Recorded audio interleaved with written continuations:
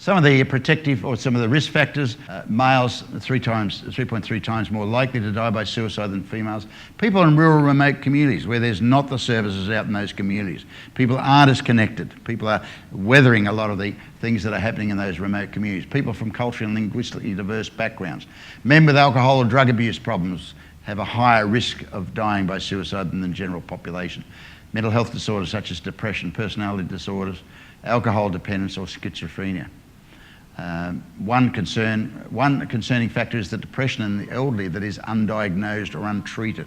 Those elderly males that are not connected to, say, a men's shed or to their community through a church or through anything. Some suicides happen impulsively in moments of crisis with a breakdown in the family to deal with life stress such as a financial problem, relationship breakup or chronic pain and illness. You look at our papers today and look at the doom and gloom that's permeated through our media. It's quite interesting, many years ago somebody went broke in America. They had a lot of money and they wanted to start a TV channel to start to promote all the good things that were happening in their community. What happened? Nobody wanted to watch it because they all wanted to focus on the doom and gloom. And we tend to be, I think, wired a bit like that to see what's happening as far as crisis in our communities. Suicide rates are almost high amongst vulnerable groups, refugees, migrants, Indigenous people, gay and lesbian prisoners, people that have been institutionalised. Suicide attempt and suicidal ideation common among compulsive gamblers. 1 in 5 suicidal patients seen in Sydney's Alfred Hospital emergency department is a problem gambler. So by the time the devastation of the disease reaches the tipping point in a pathological gambler's life, they face grave financial problems. Their families and relationships are in ruin. Self-esteem has been decimated and a sense of hopelessness. Helplessness and hopelessness is pervasive. So some of the social circumstances of older people are important. The number of factors identified by researchers as being of particular significance include living alone, that person being isolated, social isolation and loneliness, and being widowed.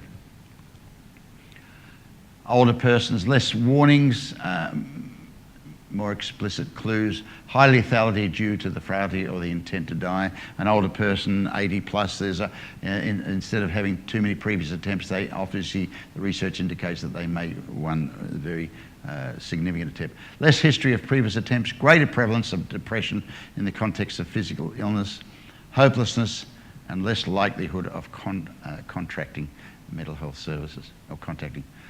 So suicide risk for vulnerable older people is increased because of the likelihood that they may have fewer people interested in their well-being, and their social isolation may be greater and risks may be unnoticed or not raised.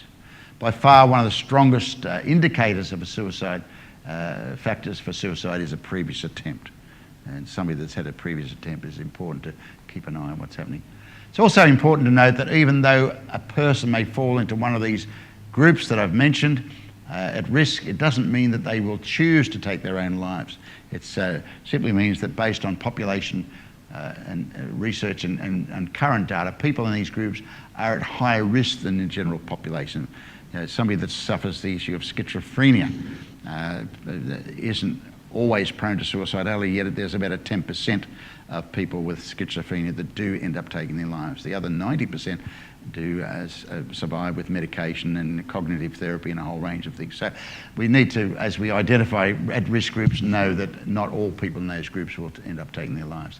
Just quickly, a recent Lifeline study, 4,015 persons showed across Australia that the overall, the 3 most prominent issues called about were recorded as mental health issues, depression, loneliness, and a relationship breakdown. So mental health, every year about 6% of adult Australians are affected by depressive illness. Social media from Facebook or Twitter have made us more densely networked than ever. We're more connected in today's generation than we ever were through. We can get information instantly. We connect with people instantly. But how well do we connect with our loved ones? How well do we connect? Facebook is the greatest lie in society. I say that because I never use Facebook, but every time I see Facebook, everybody's going straight to Facebook to see how many likes are there. And the other information I see in Facebook is about all the positive stuff that's going on in people's lives. What about the negative stuff? What about the hurt and the pain and all that sort of, that never gets put up in Facebook. So we're not really connected, we're not really understanding of what our neighbours and our communities are on about, because we don't put that information up. The only way we can be connected is one-to-one, as two humans together, to feel the pain, to understand the joys and all those sort of things, and we need to understand that. Relationship breakdown. In Australia there were something 118,000 marriages registered in 2013 and 47,000 divorces. So it gives you a bit of an idea.